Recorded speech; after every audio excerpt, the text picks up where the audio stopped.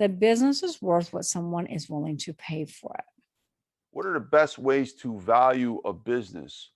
And is it an art, not a science? Now, I'll ask the question again just to refresh, but a few weeks ago, the first time I brought you up on Clubhouse, there was someone that came on that was asking a question about valuation.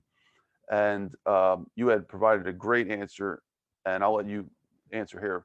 But also just to clarify, as a former university professor for 10 years, this is a big debate in finance and economics. You know, what is the valuation process of a business? And you can read business book after business book, and they all want to have their theories about, well, we need to go after the financial ratios. Some people say you need to look at more qualitative stuff, not just quantitative.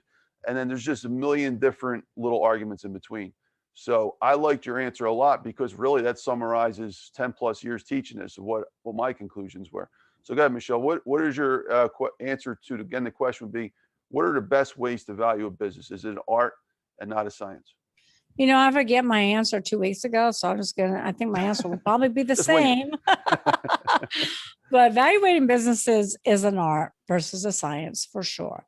It takes a tremendous amount of experience, and it really, I mean, there's so many things that come into evaluations.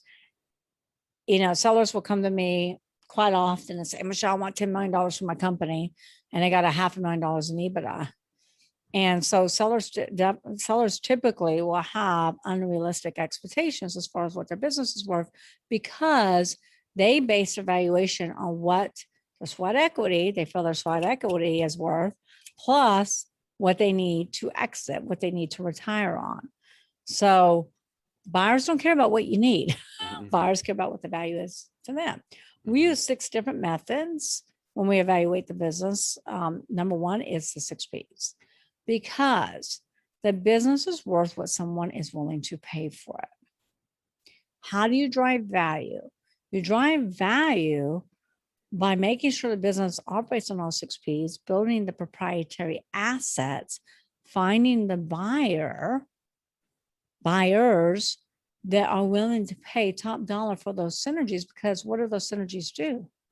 They help catapult that business, that buyer's existing business to the next level.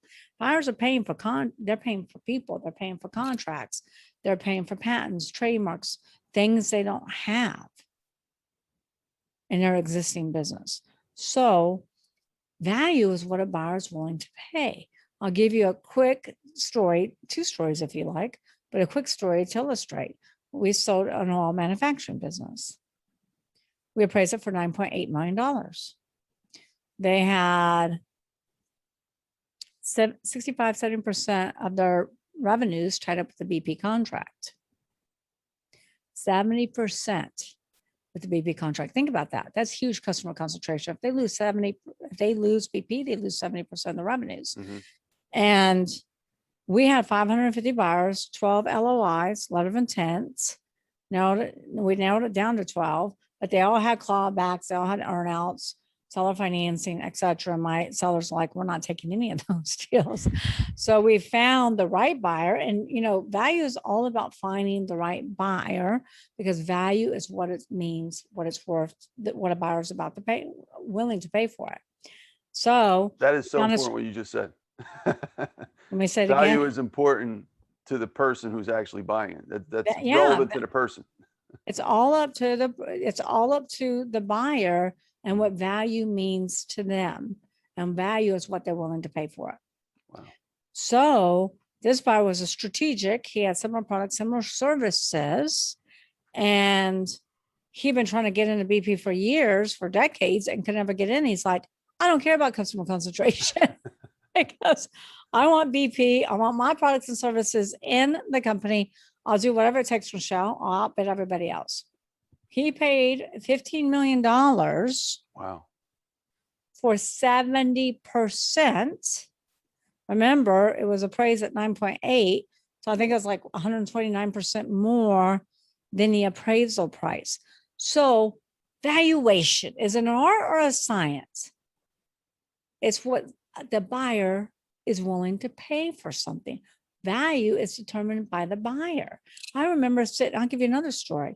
had a staffing company that we were going to sell for $30 million easily until the owner decides to sabotage everything. He ends up in bankruptcy court. I get approved as a stalking horse.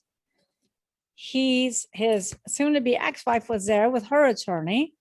He decided he's going to marry his high school sweetheart while still married to his wife, all during when we're the process trying to sell his company.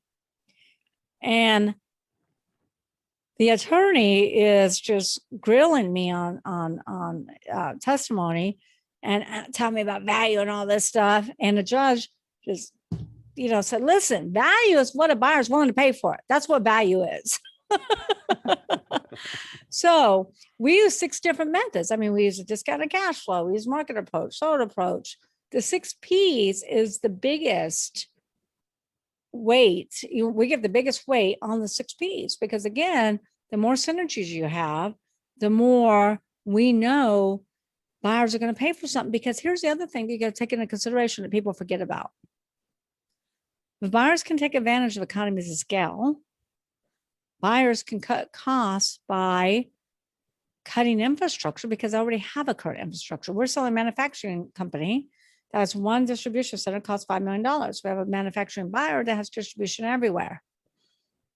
The first thing they're going to cut is that $5 million. So when we're looking at value, we're taking into consideration all these different pieces to the puzzle, because when they can decrease overhead and increase EBITDA, they're going to pay more money for that business. Does that make sense? Absolutely. Yeah. As a fact, Michelle, I would, if I was still a professor, I would take this little answer segment to this podcast and just make its own video, and I would send it to all the students, because that would explain a lot of what they're reading. It's so powerful, especially coming from someone like yourself. So why don't you still make the video and send it to all the colleges finance department? Yeah, let's do it.